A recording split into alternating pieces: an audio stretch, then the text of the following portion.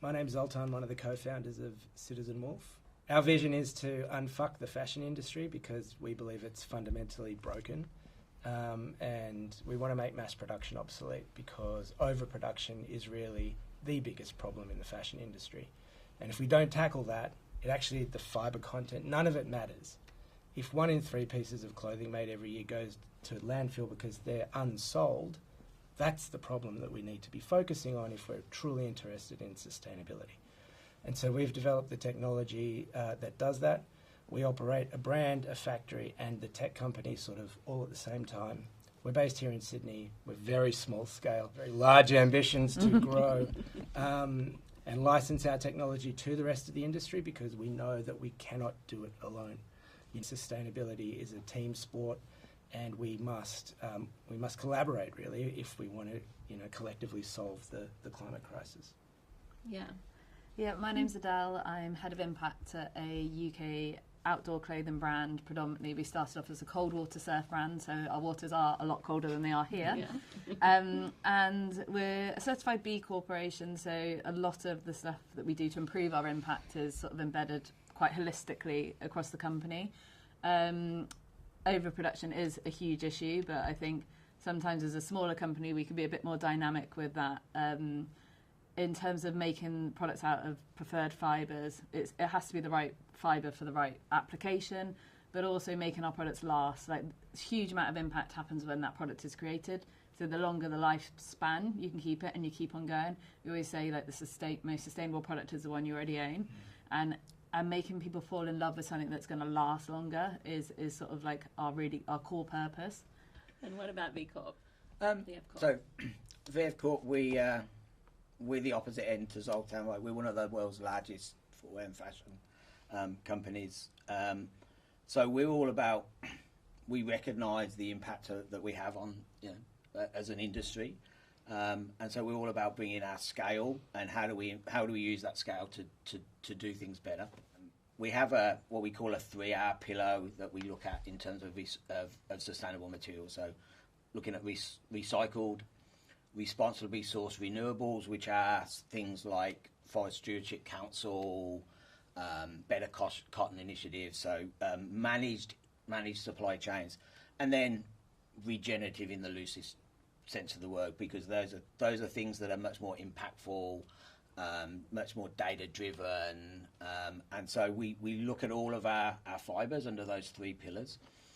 Looking to enhance those, and as we've all talked about, it's not stuff we can do on our own. So we find partnerships. We lean very heavily into regenerative agriculture because agricultural systems will give us the opportunity to reverse some of the damage that the industry has done in the past. And so we have regenerative programs looking at wool, cotton, natural rubber. And so all of our natural fibres we look to source from within one of those 3 pillars. Well, we've learned so much today already about cotton and Australian cotton, obviously, specifically. And I wondered, what's the perspective within each of your businesses about, reaching for Australian cotton as opposed to another material?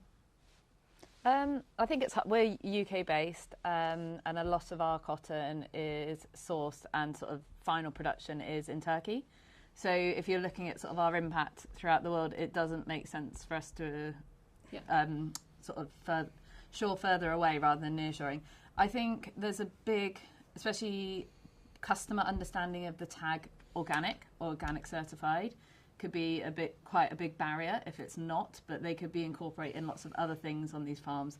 So I think there's a big education piece within the brands to start with before you can start sort of storytelling further afield. And I guess for us as a large global international brand, the 80% of our production is in Southeast Asia.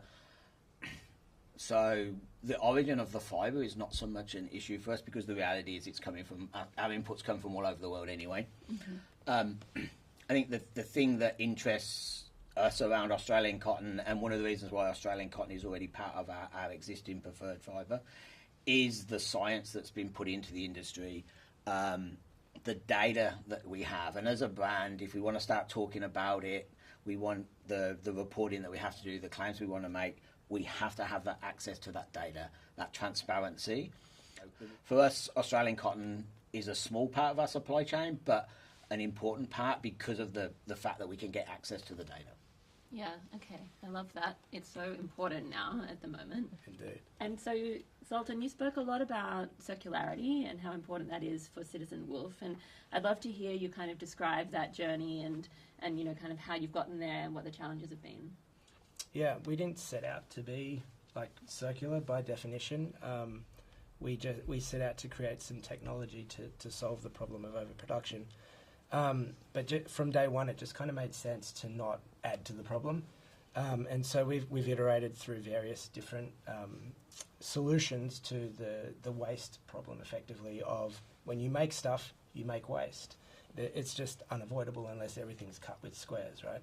There's always going to be fabric waste. And so we now create yarn out of our off-cut fibre scraps, which we combine with our take-back scheme. And that's, as I said, just the latest evolution of a project we've done since day one. The really exciting part of that is that it is actually truly circular, right? We are making clothes, and then when those clothes reach the end of their life and or are combined with the scrap, we make yarn from which we can make more clothes. Like, it's a true circle. It's not downcycling, which is fine. That's good. It's better than landfill. That re-commerce is better than landfill, right?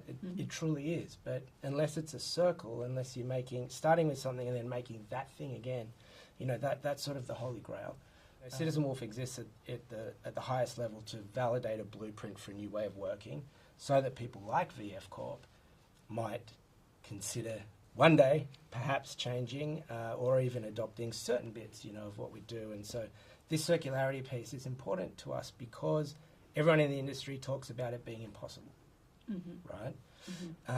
It's not. It just necessitates certain decisions earlier on. And as I was saying out there, you know, that decision to only run natural fibres precluded us from going into certain categories, which meant it had a very real financial cost to the business.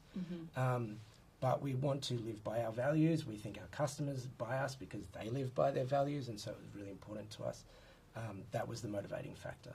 Yeah.